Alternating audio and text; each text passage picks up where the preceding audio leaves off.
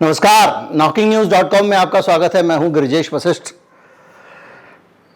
नूह में इतने दिन के बाद अब क्या स्थिति है, वहां पे सरकार क्या बयान दे रही है, इन्वेस्टिगेशन क्या हो रहा है, ये सब तो आपको मेन स्ट्रीम मीडिया से मिल रहा होगा सारी जानकारियां।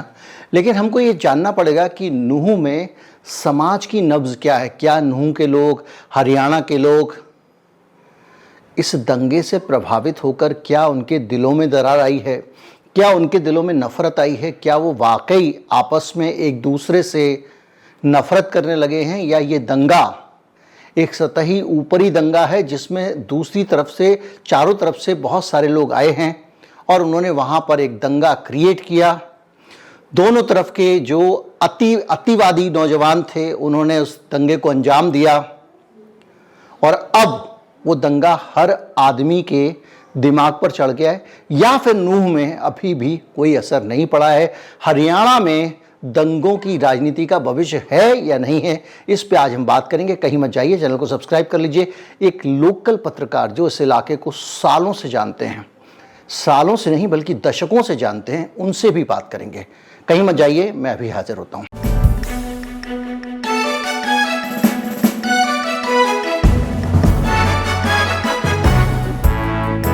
नूह की एक राष्ट्रीय विरासत है, नूह का एक इतिहास है। इस पर आप बहुत कुछ पढ़ चुके होंगे, फिर भी संक्षेप में बता देता हूँ कि नूह के मुसलमान भी कभी पूरे मुसलमान नहीं रहे हैं।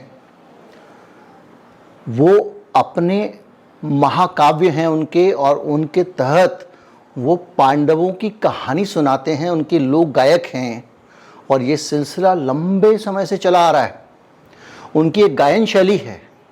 इस तरह से वो उनके बहुत सारे रिवाज, लोग बताते हैं कि उनके 2-4 चीज़ों को अगर आप छोड़ दें तो कोई भी रिवाज उनका मुसलमानी नहीं है। वो सब हिंदू हैं, आधे से ज़्यादा हिंदू हैं।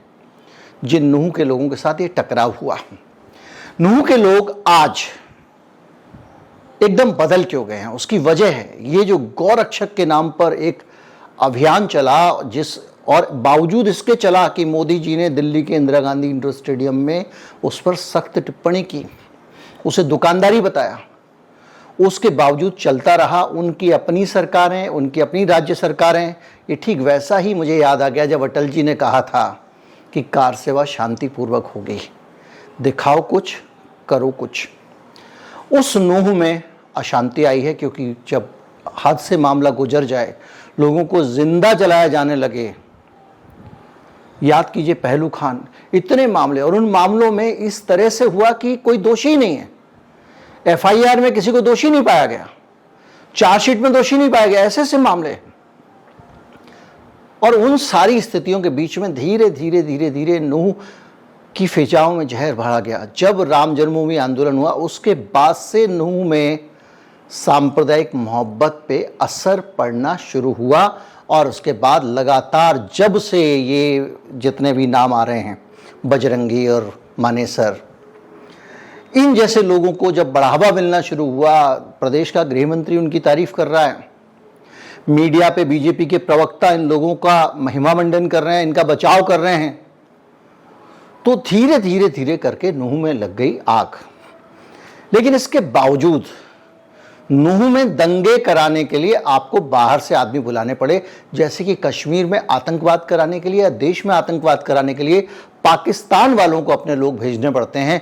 भारत के मुसलमान नहीं लड़ते हैं। इक्का दुक्का मामलों को छोड़ दीजिए, इससे बड़ा देशभक्ति का क्या प्रमाण होगा। लेकिन अब मसला दूसरा है।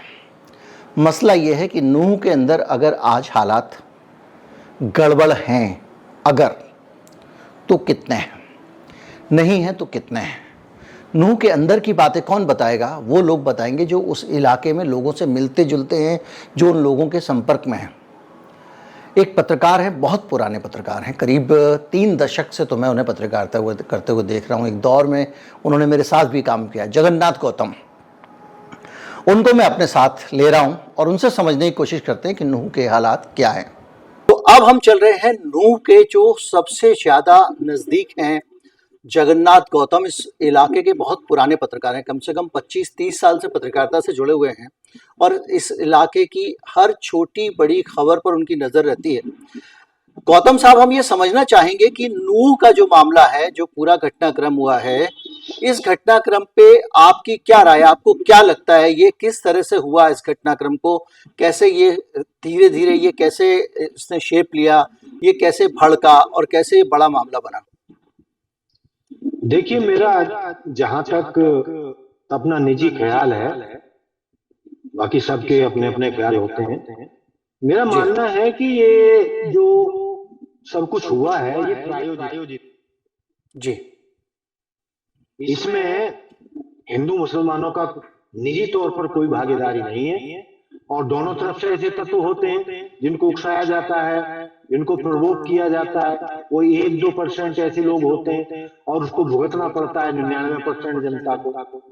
तो मुझे जो लग रहा है, मैं इतना अध्ययन कर रहा हूँ, देख रहा हूँ, जो समझ पा रहा हूँ, मुझे ऐसा लगता है कि ये चुनाव सिर पर है।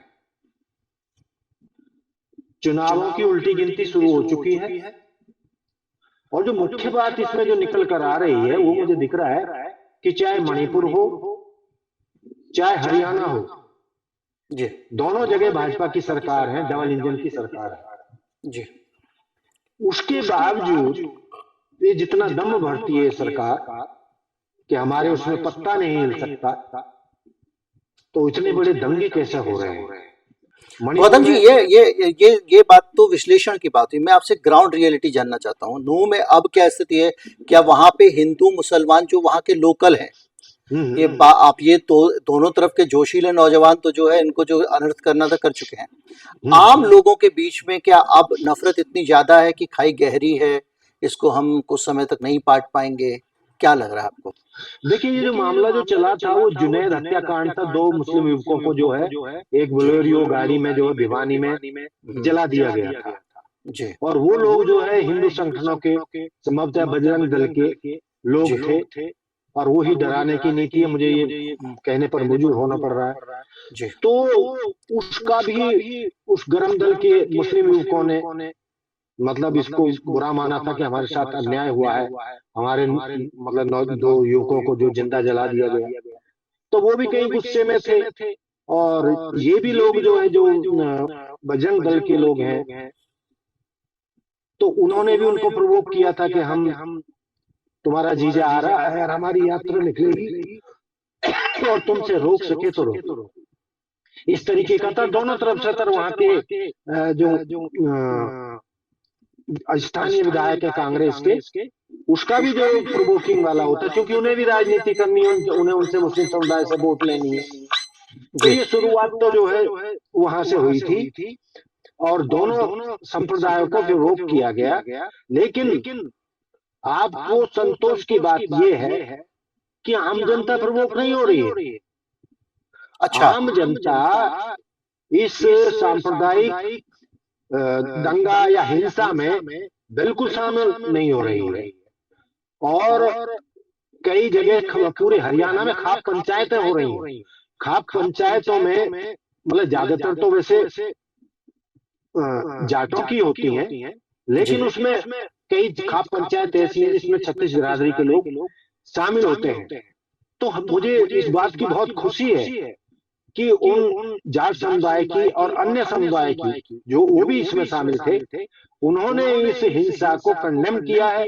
और उनका मानना है कि ये सरकार द्वारा प्रायोजित है, वोटों की फसल काटने के लिए था। इसलिए आम आदमी, आप हिंदुस्तानी, ना हिंदू ना मुस्लिम, दोनों संप्रदाय इस आग में नहीं झुलसेंगे। जितना इन्होंने कर लिया था कर लिया, लेकिन ये लोग निश्चिंत रहे, हम इनको वोटों की फसल नहीं काटने अच्छा, देंगे। गुड़गांव के स्थानीय जो सांसद हैं, जो केंद्रीय मंत्री भी हैं, उन्होंने ये बयान दिया कि यहाँ पर हथियार लेकर गए थे और उनको गौरक्षक गौ वाले और बजरंग दल और ये सब लोगों को नहीं जाना चाहिए था इतने हथियार लेकर। हथियारों का क्या काम था? और दूसरी तरफ जो डिप्टी चीफ मिनिस्टर हैं हरियाणा के, जी वो भी इस मामले में जो है वो बीजेपी से बिल्कुल अलग लाइन ले रहे हैं। लेकिन बिल्कुल मसला बिल्कुल, ये वो है, सही कह रहे हैं। तो क्या आपको ये लगता है कि ये प्रेम सचमुच है, मैं सर्वधर्म समभाव का प्रेम है, या नूह इलाके में और इस इलाके में बहुत सारे मुस्लिम वोट होने के कारण बीजेपी का सांसद यहाँ पे भी जेस्चरिंग कर रहा है, पब्लिक जेस्चरिंग? देखिए, ऐसा है कि ये दो समुदायों को लड़ाना चाह रहे हैं, मुझे स्पष्ट कहने दीजिए, जी इसमें दो राय नहीं है। और जी ये सारा कुछ जो है 2024 के चुनावों को लेकर और विधानसभा चुनावों को लेकर ये सब हो रहा है। ये मैंने कहा ना, दोनों जगह भाजपा की सरकार है, तो इन दोनों ही जगह ऐसा क्यों हो रहा है? लगता ऐसा है, जो कई खबरें निकल कर आ रही हैं पूरे देश से, सोशल मीडिया पर ज्यादा आ रही हैं, गोदी मीडिया की तो मैं बात नहीं करता, वो तो सरकार का पिछलग्गू है। तो वो यही आ रही हैं कि भाई सरकार की स्थिति, भाजपा की स्थिति बहुत अच्छी नहीं है, चुनाव जीतने लायक नहीं है, और मोदी जी का चेहरा अब कमाल नहीं कर पा रहा है, वो बात नहीं बन पा रही है। और आप देख रहे हैं कि पिछले लगातार कई राज्यों में लगातार भाजपा की हार हो रही है। इससे मोदी जी सदमे में है, आरएसएस सदमे में है, और जो आरएसएस और भाजपा के पाले हुए संगठन है, जो हिंसक संगठन है, उन पर सब पर दबाव है कि यार कि शायद ये तीसरी बार भाजपा सत्ता में शायद नहीं आ रही है। और यही बात जो है हरियाणा की सर्वखाप पंचायतों का, मैं सर्वखाप पंचायत कह रहा हूँ, एक जाटों की मैंने बोला ना, खाप पंचायत होती है, एक सर्वखाप पंचायत होती है, और उसकी मीटिंग, सर्वखापों की बैठक पूरे हरियाणा में चल रही है। उन्होंने साफ कर दिया है कि ये जो धर्म के धंधेबाज है, ये उनका काम है, तो धर्म के धंधेबाज ही इन दंगों से निपटे। जो धर्म का धंधा करते हैं, जो वर्ग लाते हैं, आम जनता का इससे कोई लेना देना नहीं है, ना जाटों का कुछ लेना देना है, ना दलित पिछड़ों का कोई लेना देना है, ना आम जनता का कोई लेना देना है। तो ये अच्छा, इसमें गौतम जी एक चीज और आ रही है निकल के कि जो पुलिस की इन्वेस्टिगेशन की प्रिलिमिनरी यानी शुरुआती जांच की जो खबरें मीडिया के माध्यम से आ रही है, मीडिया के जरिए आ रही हैं, आप उसको गोदी मीडिया कह सकते हैं, मिनिस्ट्री मीडिया कह सकते हैं, नोएडा मीडिया कह सकते हैं, कुछ लोग तो डॉगी मीडिया भी कहने लगे हैं। तो उसके जरिए जो निकल के आ रही हैं उन खबरों में ये पता चल रहा है कि जो वहां पे एक तो प्रशासन ने देखिए बहुत सारी झुग्गियां, 200-250 झुग्गियां गरीबों की तोड़ दी हैं, है ना, उनका घर घर घर बार सर्व ऐसे कि बोलते पूरा 250 झुग्गी में रहने वाले सारे के सारे लोग दंगाई थे। एक तो ये एक लेवल करने की कोशिश की जा रही है, जैसी बाइनरी ये करते हैं 80-20 की, तो आप ये धर्म मतलब, तो एक तो वो किया गया है। दूसरा, इसके अलावा जांच के बीच में एक एफआईआर ये भी मामला आया है कि उसमें कहा जा रहा है कि पाकिस्तान जिंदाबाद के नारे लगाए। तो क्या पुलिस इन्वेस्टिगेशन जो हो रहा है, आपको क्या लग रहा है उसमें भी राजनीति की झलक दिखाई दे रही है, हरियाणा सरकार की राजनीति की? वशिष्ठ जी, मुझे ये बताओ कि कोई नारा लगवाना पाकिस्तान जिंदाबाद प्रायोजित तरीके से, इसमें कौन सी बड़ी बात है? किसी भी बंदे से, मतलब गोल टोपी लगवा के आप लगवा दीजिए किसी भी हिंदू से, ये बहुत सारे मामले पहले आप आते रहे, मीडिया में आपके सामने आते रहे, और इनकी पोल खुलती रही है, किसी से भी लगवा लीजिए, किसी को प्रवोक करके करा लीजिए। अयोध्या में भी हुआ था और भी जगह इस तरह के मामले जी हाँ, बहुत जगह हुआ था। और ये जो झुग्गियां तोड़ी जा रही हैं, जो वहां पे जो कहा जा रहा है रोहिंग्या हैं, ये बांग्लादेशी हैं, 10-10 15-15 साल से रह रहे थे, वो बांग्लादेशी नहीं थे, वो रोहिंग्या नहीं थे, सब कुछ ठीक था। अब चुनाव आ रहा है, आपको एक नैरेटिव करना 80-20 का, सांप्रदायिक आधार पर आपको बांटना है मतदाता को, तो आप जो है पूरी, आप सोचिए 250 घर उजाड़ दिए आपने। आप हो सकता है आपका बंगला होता हो, कोठी होती हो, जब उस पर बुलडोजर चलता है तो तकलीफ होती हो, लेकिन उसकी झुग्गी उसका पूरा बंगला है, उसकी वो पूरी कोठी है, उसी में वो रहता है, वही खाता है पीता है, उसका वही सब कुछ आपने उजाड़ दिया एक साथ। और 250 घरों में रहने वाले घर में अगर 5 लोग भी रहते हैं तो आपने करीब 1-1.25 लोगों को एक साथ एक झटके में देश विरोधी घोषित कर दिया, और ये कह दिया कि भाई अवैध थी झुग्गियां, तो अवैध थी झुग्गियां, तो आज तो अवैध थी नहीं। तो ये पूरा जितने भी महानगर हैं या जितने भी शहरी इलाके हैं, कोई वैध भी झुग्गियां होती हैं क्या? झुग्गियां तो गरीब जो उसके पास इतनी कमाई नहीं होती, 100-200 रुपए 300 रुपए की कमाता है, उसमें कहां से मकान बनाएगा? तो जहां भी खाली जगह मिलती है बेचारे, मतलब वो वहीं कोई आशियाना ऐसा टूटा फूटा बना लेते हैं।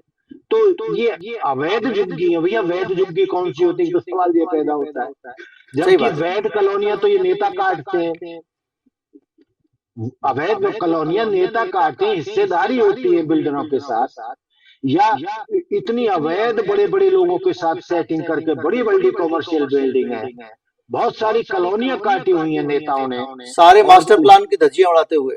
यस, और उसमें जो कोई ये नहीं है कि भाजपाइयों ने काटी है, कांग्रेसी भी यही सब करते हैं, ये सारे धंधा सारे है वो तो इनों सारे का। लोग, हाँ हाँ।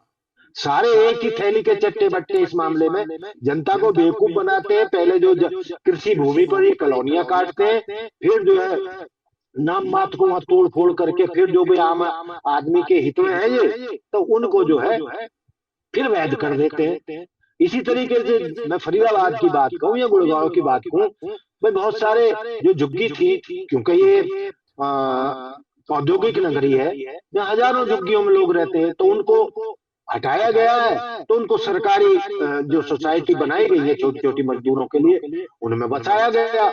तो इनको भी बसाते, क्या इनको 10-20 साल से पहले नजर नहीं आ रहे थे कि ये विदेशी हैं, या रोहिंग्या है, या बांग्लादेशी हैं? तो आज ही आए इसमें, इनको ध्यान में नहीं, जब और चुनाव फिर करना एकदम है। से आपने एक साथ इतने सारे, एक सवा 10-15 हजार लोगों की आपने एक झटके में जी, उनका उनको उनको आपने संदिग्ध घोषित कर दिया। आपने कह दिया कि ये सब देशद्रोही है, मतलब वो गरीब है इसलिए आप उसकी जब चाहे उसके माथे पे देशद्रोही चिपका सकते हैं, घुसपैठिया चिपका सकते हैं। आपने कितने लोगों की जांच की, उसमें कितने लोग ऐसे मिले कि इस देश में विदेशी पंजीकरण कार्यालय है, अगर वो इतने समय से रह रहे थे, पुलिस आपकी है, कानून व्यवस्था आपकी है, तो वो उनका विदेशी नागरिक के तौर पर रजिस्ट्रेशन क्यों नहीं था? वो कब आए कब गए? इसका मतलब यह है कि आप लंबे समय से आपकी अंधेरगर्दी चल रही थी, और अब आपको लगता है कि चुनाव आ गया है, तो चुनाव के टाइम पे आपको उसको भुनाना है, उसको उसको जो है आप हिंदू मुसलमान में बदलना है। तो आपने उनको मुस्लिम, रोहिंग्या घोषित कर दिया, बांग्लादेशी घोषित कर दिया, एक साथ बहुत सारे मकान तोड़ दिए, और उसके बाद वो वही नेशनल चैनलों पे उसी तरह का एक राग शुरू हो गया। देखिए यदि आप भक्तों को माइनस कर दें, तो आम आदमी बहुत दुखी है। ये जो कुछ हुआ है, हरियाणा आमतौर से एक शांतिपूर्ण राज्य है, यहाँ पर सांप्रदायिक दंगे मेरे मुझे मतलब 5 दशक से ज्यादा हो गए यहाँ रहते हुए। मुझे फरीदाबाद के इतिहास में या इस मेवात में इलाका ये सारा एक ही है, फरीदाबाद गुड़गांव, कभी भी मैंने इस तरीके के दंगे नहीं देखे।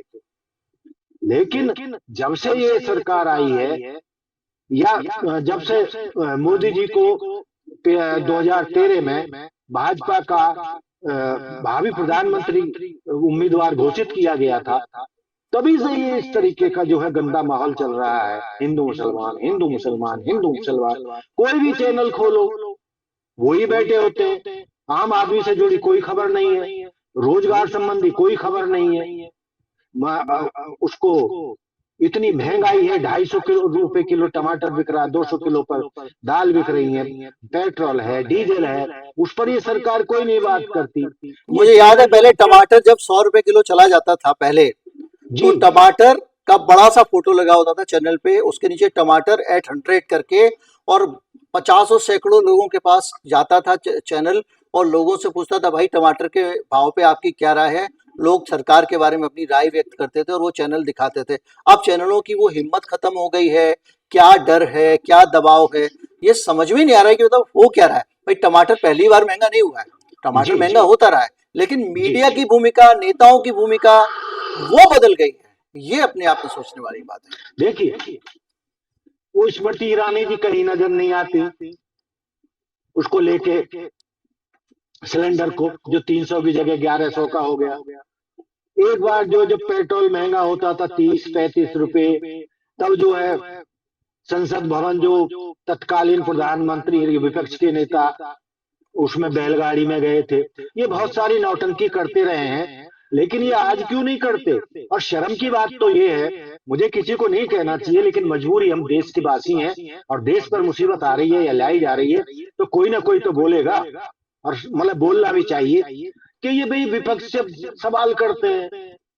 ये मतलब राहुल गांधी से पूछते, विपक्षी पार्टियों के नेताओं से पूछते हैं, अरे भाई वो तो बाहर हैं, उनको यदि उन्होंने कुछ गलत किया था तो जनता ने उनको सत्ता से बाहर निकाल दिया। तुम हाँ अभी आवाज की हाँ अभी अंबानी से सवाल अभी पूछ रहे थे कि आप अंबानी का विरोध क्यों नहीं करते हैं, क्योंकि अंबानी के चैनल पे एक जो एंकर है वो जहरीली बातें करता है, तो आप अंबानी का विरोध क्यों नहीं करें, उसको लेके भी ट्विटर पे चला था। खैर, लेकिन इस पूरी बातों के बीच में हम वापस आते हैं, तो हम ये समझें कि आपको क्या लगता है कि जिस तरह से सर्व खाप हो रही है और अलग अलग तरह की पंचायतें हो रही हैं, पूरी तरह से जो एक नैरेटिव आ रहा है हरियाणा में, तो जी ये जी पूरा नैरेटिव जो है इसका क्या आने वाले समय में बीजेपी की राजनीति में कोई असर पड़ेगा? क्या इनको लगेगा कि नहीं भाई अब ठहर जाना चाहिए वरना मुसीबत खड़ी हो जाएगी, या ये ऐसे ही चलते रहेंगे? देखिए, ये अपने तरीके से अलग तरीके से सोच रहे होंगे, इनके जी जो सलाहकार हैं मेरा ख्याल तो ऐसा है कि उन्हें गलत सलाह दे रहे हैं, जी लेकिन ये मान लें, लेकिन हरियाणा की जनता इस बार इनके कहने में नहीं आने वाली, जी और वो समझदार हो गई है। अब वो जो है पटका वालों के या भाजपा के नाम पर जी वो घालू धरला वाले में अब नहीं फंसने वाली है।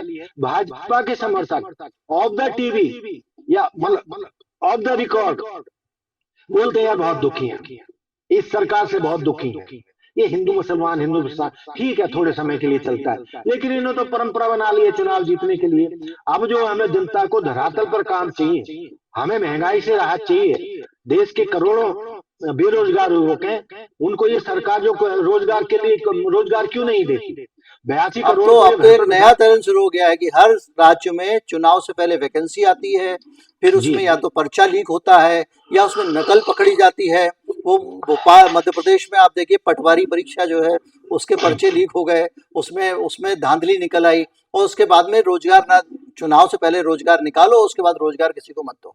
ये भी एक लेकिन ये वो खैर नौकरियां मिलती कहाँ हैं? नहीं वो तो मिलती ना किसी से वो। किसी से कोर्ट में केस करवा दिया जाता है, वो लटक जाता है मामला। इन्होंने तो बड़ा सिस्टम निकाल रखा है, हर एक मतलब रोजगार के मुद्दे पर तो इन्होंने बेशर्मी से ऐसा कर रखा है कि वे नियुक्ति पत्र दे भी नहीं देते, उनको लगाते नहीं है, उनसे मतलब नियुक्तियां निकालते हैं, उनसे पैसा भी लेते हैं एग्जाम का, और जो जी पास हो जाते हैं उनको कहीं सर्विस नहीं मिलती बेचारों की। वो कहीं कोर्ट में अटक बेरोजगारी, जाता है या जांच में अटक जाता है या धांधली हाँ, निकल आती है, पेपर लीक निकल आता है। बेरोजगार युवकों की उम्र निकल रही है, उनकी शादी नहीं हो पा रही है, मतलब बेरोजगार होने भर्तियां के नहीं हो रही। कारण। अभी मैं खबर पढ़ रहा था कि जो सिपाही की भर्तियां हैं पुलिस की, उसके लिए बच्चे 5-5 साल से इंतजार कर रहे हैं, कह रहे हैं हमारे घुटनों का ग्रीस घिस गया है और आप वैकेंसी नहीं निकाल रहे हो, आगे जाके क्या होगा। खैर, बहुत बहुत धन्यवाद आपका गौतम जी, मुझे अपडेट आपसे काफी अच्छी जानकारियां मिली उस इलाके के बारे में, और सबसे अच्छी खबर आपने ये दी कि वहां पे आम लोगों के बीच में अभी भी किसी भी प्रकार का कोई तनाव नहीं है। बहुत ऐसा बहुत कुछ धन्यवाद नहीं आपका, आप है, चले जी। और ना ही ये सफल होंगे। लेकिन ये मैं अंत में आपसे चलते चलते ये जरूर कहना चाह रहा हूँ, ये सांप्रदायिक दंगा कराने की कोशिश जरूर करेंगे, लेकिन मैं आपको इतना विश्वास दिलाता हूँ और मुझे भी विश्वास है कि इस बार मतलब जो यहाँ के हरियाणा के लोग जो है इन दंगों में फंसेंगे नहीं, इनकी चालों में आएंगे नहीं। हिंदू जो है मतलब वो मुसलमानों के खिलाफ कोई अभियान नहीं चलाएंगे, और समझदार मुस्लिम भी ऐसा नहीं करेंगे। वो जानते हैं कि आम आदमी का इसमें नुकसान है, सरकार का फायदा है, आम आदमी का नुकसान है, और ये जनता समझ चुकी है, इसलिए बहुत बुरा हाल है। और वैसे भी हरियाणा में भाजपा की बहुत हालत खराब है, पिछली बार भी ये बहुमत में नहीं आए थे, इन्हें 46 सीट चाहिए थी 90 में से, कुल 40 जीत पाए थे, जब 5 साल पहले जो एंटी इनकम्बेंसी थी अब तो उससे डबल हो गई है। तो जो लोगों का कहना है कि भाई भाजपा तो दोबारा सत्ता में आने की ना सोचे, और ये कोई भाई और ये पाकिस्तान जैसा कोई कलाकारी कर जाए जिसमें ये इन्होंने पीएचडी की हुई है, तो मुद्दा अलग है, कुछ ना कुछ तो कलाकारी सोच रहे होंगे, तो पीएचडी उस तरीके का कुछ कर दे और जनता को फिर धन्यवाद बेवकूफ बना धन्यवाद दे तो। गौतम जी, बहुत बहुत जी, शुक्रिया, आपने बहुत जानकारी दी और अच्छा आपके आपके जरिए हमको नूह के बारे में आपका बेहतर भी बहुत जानकारी बहुत धन्यवाद, आपने अपने दी। चैनल पर नमस्कार, मुझे शामिल किया। जय हिंद। नमस्कार। एक तो वो हालात हैं जो पत्रकार जगन्नाथ गौतम ने अभी इस बातचीत में बताए, लेकिन कुछ हालात उनके अपने विचारों से भी रिफ्लेक्ट हो रहे थे। आमतौर पे पत्रकार को अपने परिवेश से प्रभावित नहीं होना चाहिए, लेकिन वो भी मनुष्य है, उसी समाज में रहता है, और अपने आसपास वो जो महसूस कर रहा है ना, वो कहीं ना कहीं उसकी जुबान पे आ जाता है। तो जो वो बता रहे थे उसके साथ साथ जो वो बोल रहे थे, जो अपने विचार व्यक्त कर रहे थे, जो वो कहना चाह रहे थे, जो उनके दिल में था, जो वो कह देना चाहते थे, वो भी ये बता रहा है कि हरियाणा में, फरीदाबाद में, गुड़गांव में, इस पूरे मेवात के इलाके में लोगों के दिल के अंदर क्या है। और इस पूरी बातचीत से निचोड़ ये निकलता है कि सांप्रदायिक एजेंडा कहीं उल्टा तो नहीं पड़ रहा है बीजेपी को, क्योंकि उनके अपने उप मुख्यमंत्री जिनके समर्थन पे उनकी सरकार टिकी है उनसे सहमत नहीं है। उनका अपना सांसद जो केंद्र में मंत्री भी है, मोदी जी के खिलाफ बोलना तो क्या, अगर आप एक भाषण में 10 बार तारीफ ना करें, एक ट्वीट में 4 बार तारीफ ना करें, हर पोस्टर में तारीफ ना करें, अखबार के विज्ञापन में ना करें, तो नौकरी खतरे में आ जाती है।